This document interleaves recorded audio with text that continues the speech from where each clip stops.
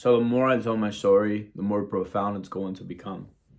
And this is just a quick rundown of my recovery, how it started, where it took me, and where I am today mentally, physically, and spiritually. And with that being said, um, first things first, I was born in Central America, came here at 7 years old, and life was pretty cool over there. Can't complain. It was a beautiful time of my life.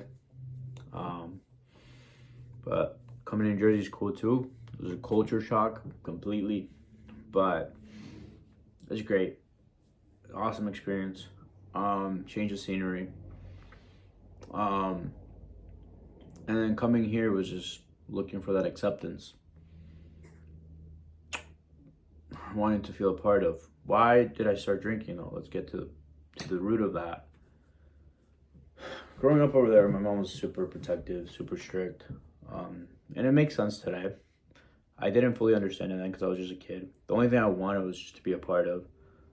I wanted to be around kids. I wanted to I had the desire of being social, but I was created to be super shy, and I was created to be this good boy, right? Um, the outside was perfect, and the inside, I didn't like it. I hated it. But the more I tell my story, the more profound I will become towards that. Um, Today is just gonna be a quick rundown of like my experience. Um, but yeah, coming here at 10 was cool. I rekindled with my father. That was nice. Uh, coming here, we had father and son bonding, and I was able to see a little bit more of the world. I went to the beach, we went to the lake, to the river. And he taught me how to swim and everything. It was really cool. And then, with that being said, I came across a time in my life where I remember I couldn't wait to be older. I wanted to experience life. I wanted to have more freedom. Couldn't wait to be independent. I think any kid desires that, right? And yeah, I was just so curious. Once I was 12 is when I decided to start drinking. When I started drinking, I don't know, my life kind of just went downhill from there. I was just looking for fun. But what was fun for me at that time? Getting drunk, looking for outside validation, the girlfriend, the alcohol. Why? Because that's what seemed cool, right? And that's what was projected to be cool around me. And so,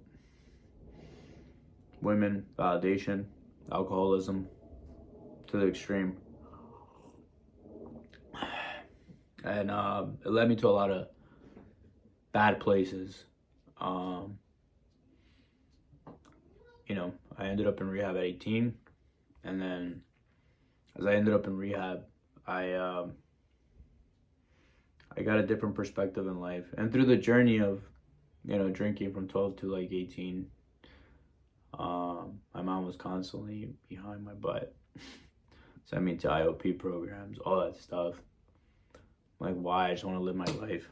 But like, there was no trust too. I was just a bad kid, I always kept breaking trust. Like, I would ask my dad for permission, but then I'll go to my mom.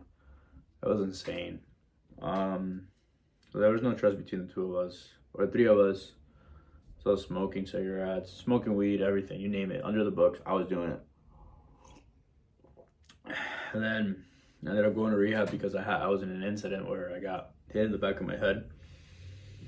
And that was not a called for experience that I wanted in my time in my life then, because I was a prom weekend. But it was something that I needed for me to awaken and to become more consciously aware of myself, and more like to have a better perspective towards life. So that led me to rehab. But before going to rehab, I remember going back to school, and they were like, if you don't go to rehab, then you can't graduate. You can't walk with your grade. And this was 2015, before entering senior year. I graduated 2016, but I also stayed back when I first came here from Central America. And yeah, I was like, I'm not doing that. But my mom was like, no, you're going. I was like, all right. So I ended up going. I remember them telling me it's going to be 90 days. And ended up being more than that. Well, they wanted it to be more than that. But I signed myself out. But in the journey of going there, taught me a lot. First couple of days there, I did like triple C's with some kids. I just wanted to be cool, man. I just wanted to hang out with the cool kids. And I diluted my urine, and then they questioned me, like, did you do what you know, because one of the counselors came up and saw that we were up to no good. And I looked fine, but other guys looked like they were high. So they questioned us. But they questioned me a lot, and then eventually I came into an interaction with my mother. They put us in a room.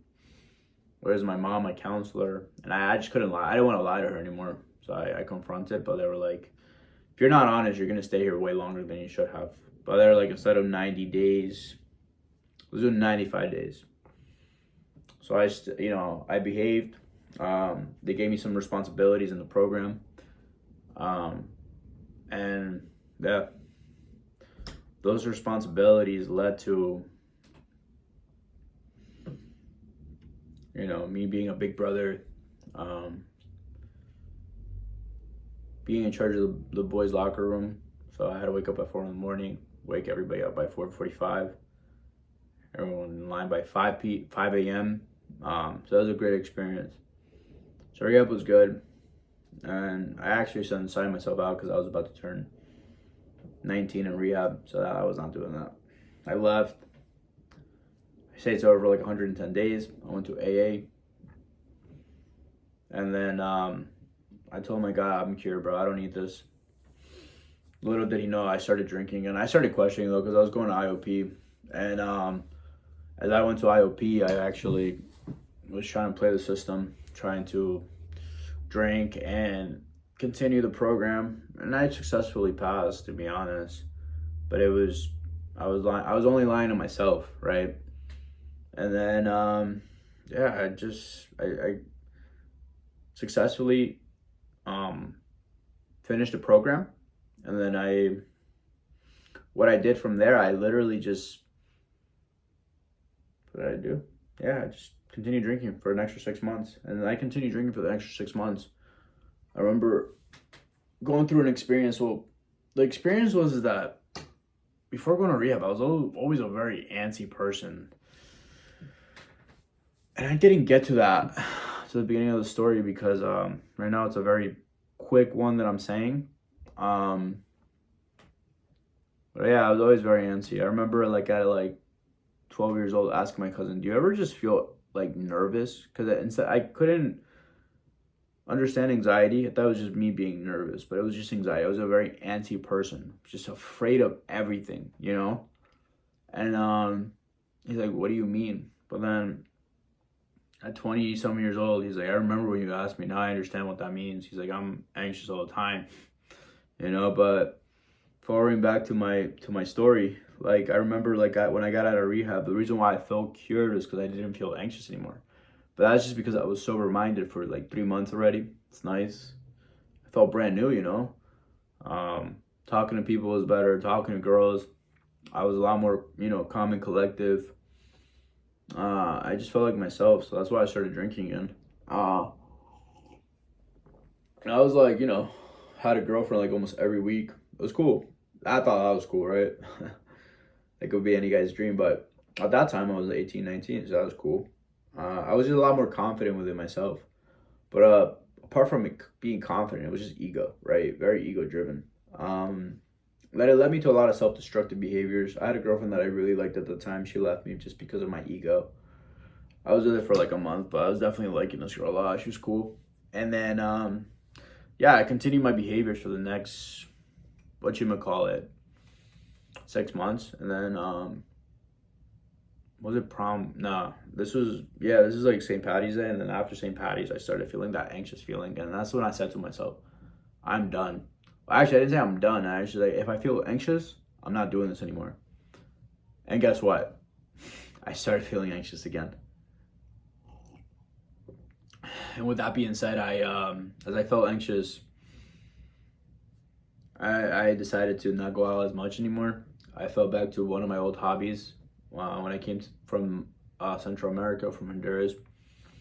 I got into fishing here as a little kid, and so I picked up fishing, and so that became my main hobby. That became like my drug, you know. I just focused on fishing. It's so anxious still, but I had so much fun fishing. It was such a like adrenaline rush. Um, I wouldn't consider myself an adrenaline junkie, but I like uppers. I like to feel good. I like to drink coffee. You know, I like to run. So it's like I like, you know, do it all for the thrill of it, right? It's an excitement towards me. But fishing allowed me to just get out of myself. And I tried getting sober again at that time because I hated the feeling that I was feeling. But come to realize that like in that journey, like I was just getting out of myself towards, you know, through fishing. I tried getting sober again. I was sober for like 50 days. And as I was sober for 50 days, I remember like doing good. And then, because I went to Arizona and I got sober over there. This was the first time I ever went to Arizona. I remember asking, why are we going to Arizona? There's nothing there. But it actually ended up being one of my favorite states. I go out there almost like every year. I have family out there. It's really cool. And it's like the closest thing that feels like home. You know what I mean? So I went out there. It's cool. So I was able to get sober. I saw one of my cousins. She was sober. So it was nice to spend time with her. So I was like, you know what? I'm going to get sober. I went to a meeting with her, shared about my experience. It's nice.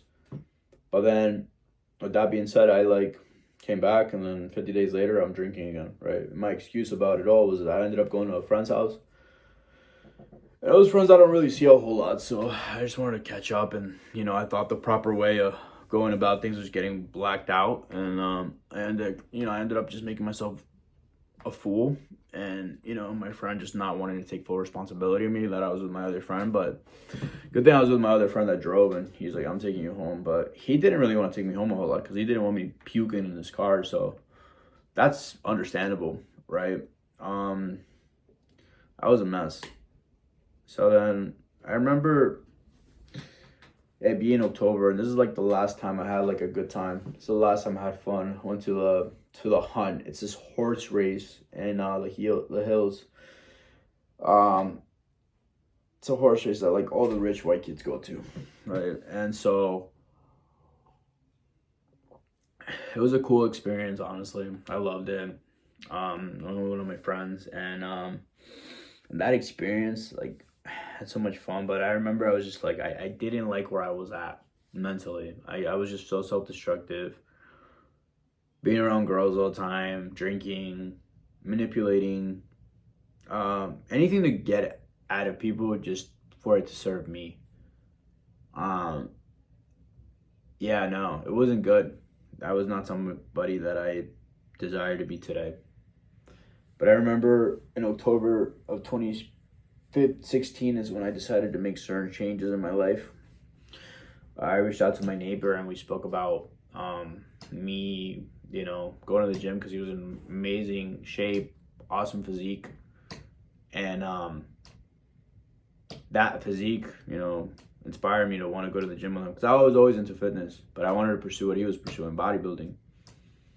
And as I came in contact with him, we talked. We were like, all right, bro, like this is it. Wake up at 5 a.m. All right. Pick me up every day. We'll go to the gym. And that's exactly what I did. And that, like when I was talking to him, it was like 4 in the morning. But I was like, all right, bro, I'll see you tomorrow. He's like, nah, dog, you're going today. If you want it, you gotta go to the gym today. So I was like, all right, bet. So I went to the gym, had a good pump. I remember taking my C4. Oh, and even then in 2016 of that summer, all I did was go to the gym and fish, right? But I wasn't that serious about the gym at that time. Something about me, the gym has always been a big part of my life too. But with that being said, I had that experience of going to the gym, and one thing that helped me to create was self-discipline. And which something that I forgot to mention is that when I was in rehab, I developed some self-discipline, especially like being responsible towards the boys in the locker room. And that's what I lacked, really, self-discipline. There was no guidance, nothing. Like I I just lived my life so freely, right? That it led to a lot of self-destructive behaviors. Uh, and so I remember going to the gym was good. And yeah, I remember like, I just wanted to take care of myself, right? I was like, I'm gonna focus on the gym, lift weights, get big. That's all I wanted to do. And I did it. But as I did it, I remember like, you know what? I'm not gonna drink every weekend. I'll drink once a month. But as it came once a month, it started getting blacked. Blacked out. So that experience came along pretty heavily, pretty strongly, right? And so I remember it being December, and so I started to just like smoke weed because I wanted to like focus on like going to bed. I wanted to be relaxed, but I didn't like weed a whole lot because it also made me lazy. So eventually it caught up to me. I remember I didn't sleep one night. I'm like, dude, I'm done. And so the new year came along, 2017, January. I remember I went to Rutgers with my friends, and my dude, one of my boys, was like following this girl, and like, it was cold out, and we ended up walking her to her friend's house, and I was so drunk, right? And I remember like my friend was trying to get something out of her, and then she just went in the house and left us, and I was so mad. I'm like, bro, we literally followed this girl, and you literally wasted your time. I was drunk, right? And I started, acting a fool, and I remember them just filming me. So, and that experience made me realize the kind of friends that I had. So I remember the next day I look at Snapchat, and I was all over Snapchat. I was embarrassed. And I remember I had a girlfriend at the time, so she was like, I was like, listen, that's not the man that I want to be. Like, if you break up with me because of that, I understand, But she didn't. She stuck around, and I remember not wanting to look back. I remember cutting those people out of my life, and I remember deciding to get sober. But I didn't get sober because I wanted it for myself. I remember the idea of getting sober is because I wanted to take steroids. I wanted to get bigger. I wanted to focus on the gym. It was literally just about the outside appearance. Never about what Freddie wanted for himself, to better himself. But I also wanted to do it for my family, right? Because I was only hurting my family more than anything. I didn't care about myself. But in the process of getting sober, I was sober for 20 months. And in that moment, in that time of my sobriety, all I did was work out. And I had this desire of finding a girlfriend. But now I just like talking to girls, and that's all I did. I didn't work on myself. I didn't work on myself spiritually. That's what the program's all about. Writing everything down, writing down all the things that bother you. And literally just becoming more spiritually connected within yourself. And I didn't care about that. I was just so immature. I was so like, I was not grounded. I was just immature. I was just a kid. I couldn't stay still. I thought I was like bro, like I don't want to go to school again. Like I felt like school, Until I remember talking to some girl in October 2017. And I remember spending time with her for my birthday, and she was like, how are you 21 years old? You just turned 21. Why are you not at the bars with your friends? Why would you rather be with me? Because I was like, I'd rather be with you than being at the bars. That was my form of happiness.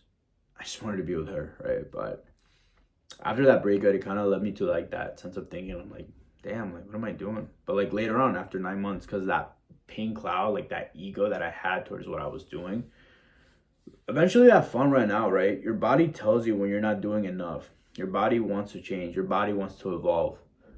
It wants to see a difference in your life. By nature, humans just want to do better. By nature, we just want more.